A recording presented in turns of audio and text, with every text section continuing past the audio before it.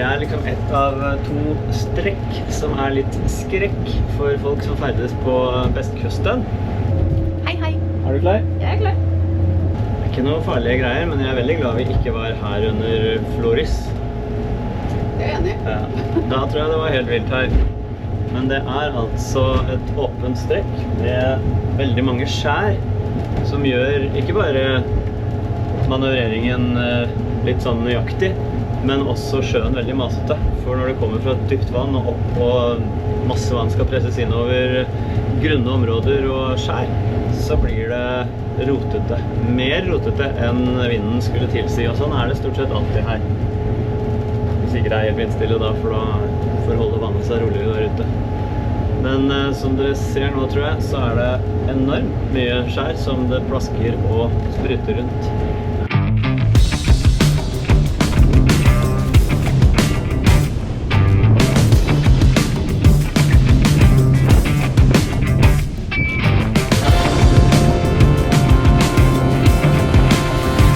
Første gangen vi gikk her, Lili, var i en Ibiza 19. Ja, 19. Ja. Og da opplevde vi at vi ikke så båten foran hver gang vi begge var i Bølgedal.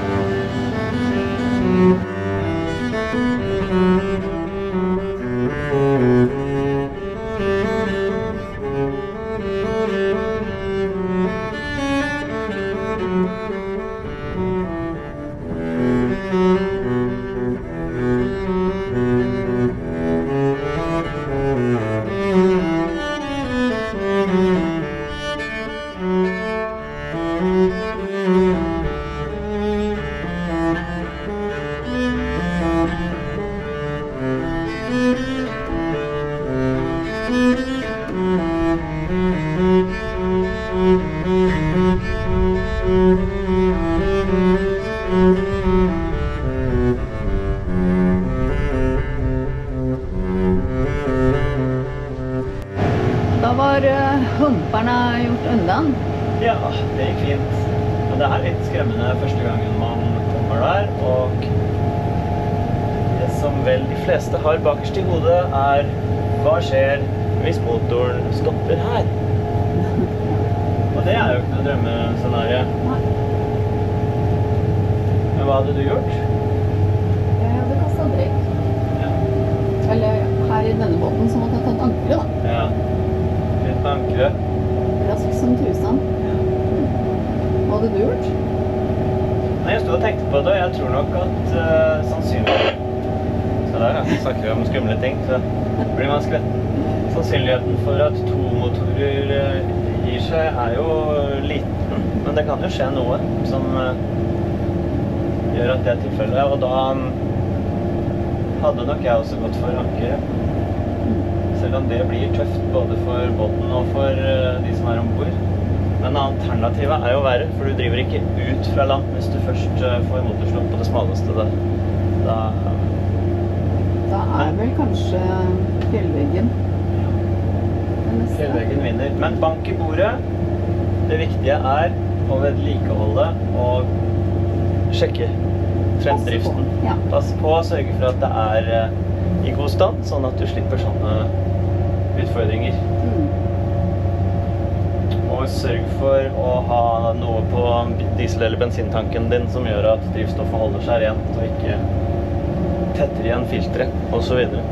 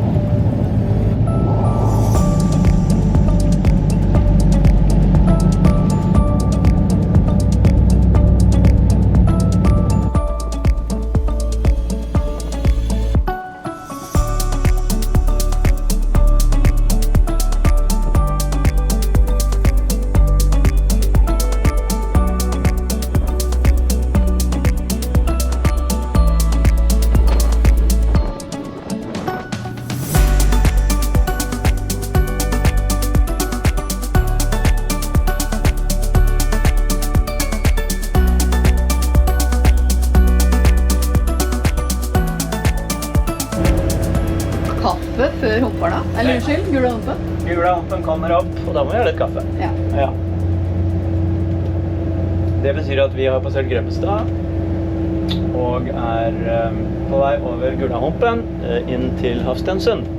Og det den andre humpete greia, men her tror jeg faktisk at vinden såpass mye syd, eller bølgeretningen såpass mye syd, at vi sannsynligvis får den sånn skrått bakfra. Men det blir humpete, og denne her jo lenger enn humperne. Når vi kommer ut her, det her borte åpner seg, så går vi inn der, og langs sånn, og så får vi medbølger veldig når vi har passert Vekker og skal gå rett inn i Hafstensund.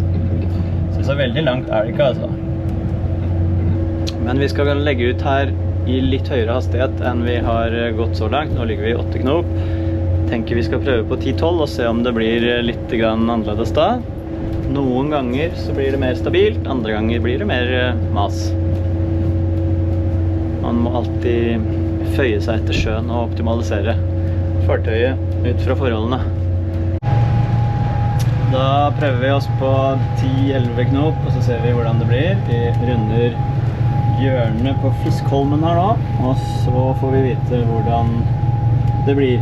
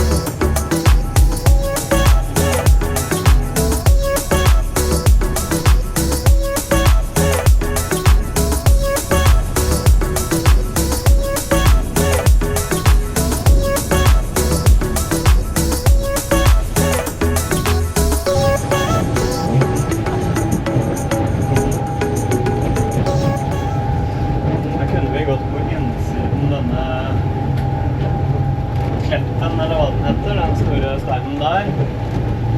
Men da hadde vi fått et enda lengre strekke med enda mer rett i siden etterpå, før vi skal inn til Hafstensund. Så får vi se om det blir fornuftig eller ikke etter hvert.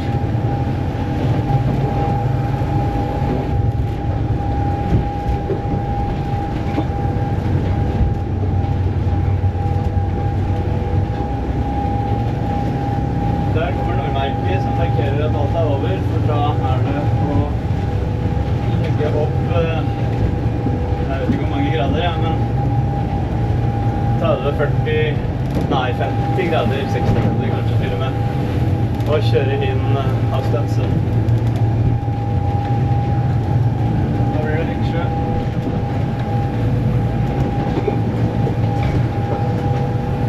Og det kan vi gjøre nå.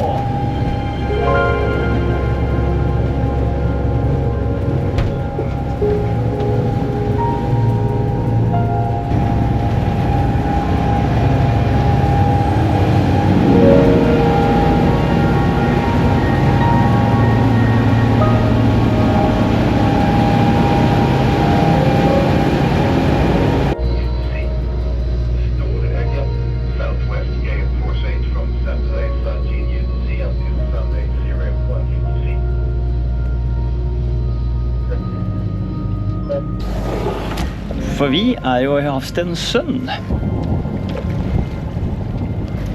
Og her det trivelig. Her det veldig hyggelig. Nå kommer vi snart til en longside-brygge. Flytebrygge, som man kan legge seg til hvis man har lyst til å bli her.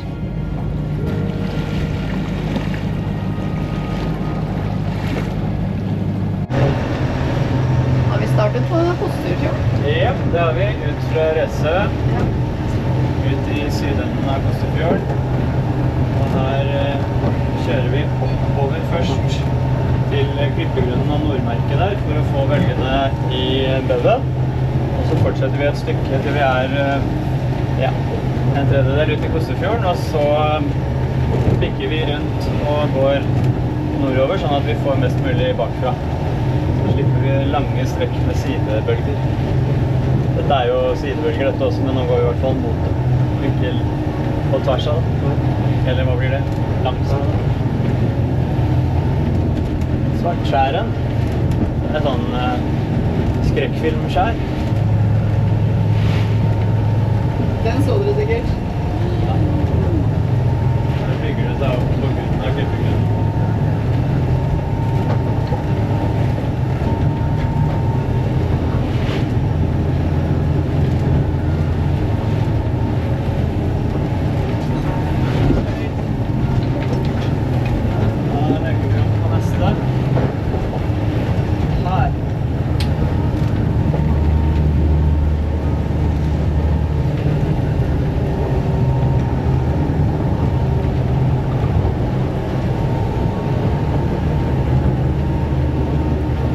Bølger.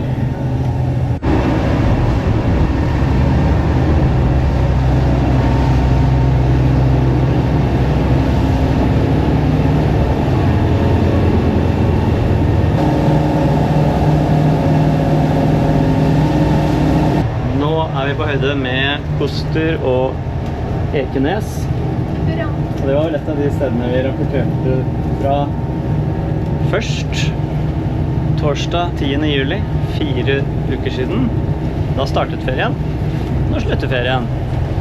Da var Herman og Sofie med, og vi hadde en kjempehyggelig taco-kveld. Taco-cruise til Marstrand. I flatt hav og nydelig solnedgang. Det gode minner. Kan vi leve på hele den lange, kalde, mørke høsten.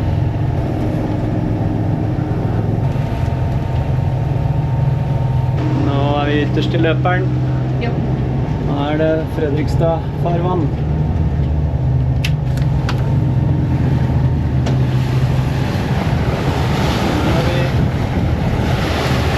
Her vi Galteskjærene. Inn mot Røsthue. Og her det Kvernskjær. Der får du garantert hummer, men du får også garantert 10-12 000 kroner i bot per hummer du tar opp. Minimum. Det sikkert mer enn det også nå. For det nemlig et hummerreservat. Det hurra meg rundt? Det litt hurra meg rundt, men ja, båten godt sikret, og jeg har en stødig kaptein. Det ganske spesielt at vi har vært ute i en måned, og på den aller siste dagen, det den første dagen vi virkelig får testet T1 i sjøen. I dag har vi ligget på, ja, vi har vært oppe i 2-2,5 meter bølger på det meste. Og det går jo som en drøm. Hun ligger jo så mykt og fint i sjøen. Og ingen ulyder, ingen problemer. Bank i bordet, hadde ikke tenkt å si det før vi kom hjem, men nå kommer vi oss inn i løperen, og da kommer vannet til å legge seg, og etter det så vi på flatt vann hjem. Så får vi se hvordan det blir å legge til hjemme. Det Blåser friskt. Det vindmørene. Ja. Det får vi til. Det klarer vi.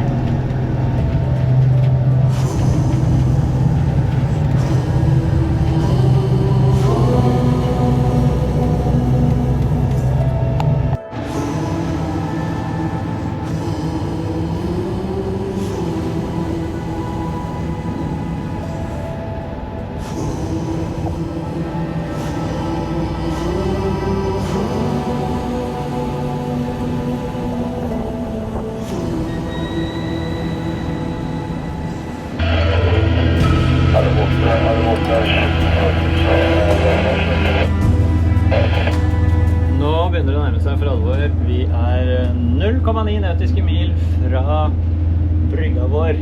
Lilly ute og monterer 360-kamera, så får vi med oss tilleggingen.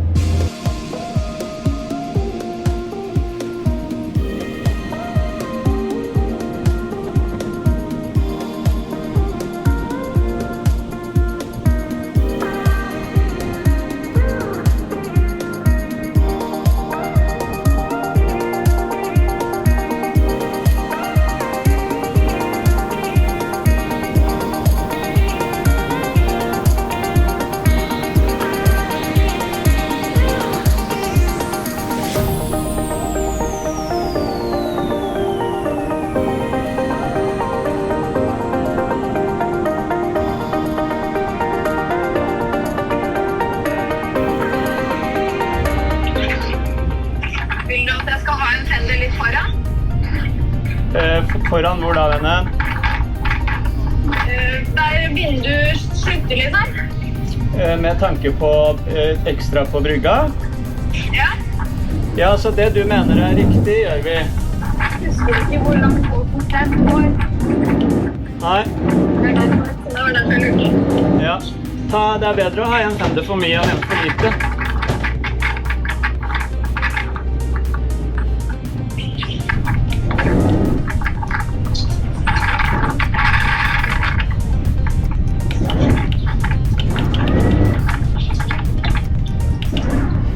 Er vi for langt bakover fremdeles? Ja, vi er for langt bakover. Vi må lenger hit. Hvor mye fram da? Hvor langt er badeplattformen? Hvordan ligger badeplattformen? 1 meter. 1 meter til høyre på brygga. Altså, båten strekker seg jo langt bak brygga. Når den ligger ferdig. Ja, nå er vi kant i kant. Kant i kant med badeplattform. Med badeplattform? Ja, men vi driver bakover. Ja, vi skal Ja, ha... men Båten ligger jo 2-3 meter bak brygga, nord for brygga. ja. Ja. Ja? Skal jeg gå bak? Nei. Vi må bare få festet det tøvet du har nå. Ja.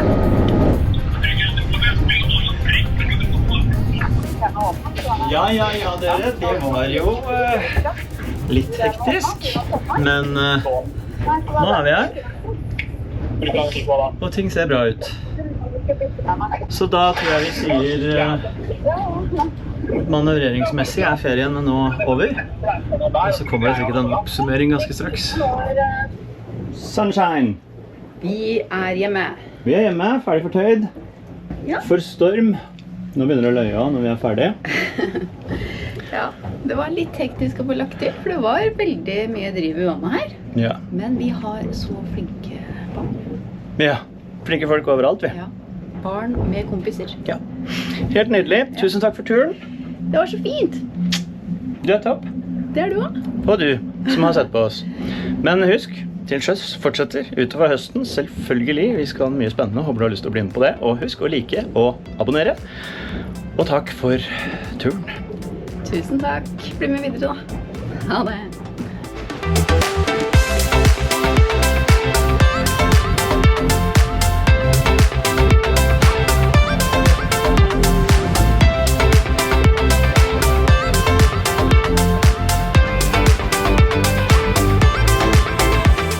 Sjekk de fine fendertrekkene. Sånn har du mulighet til å få på båten din du også.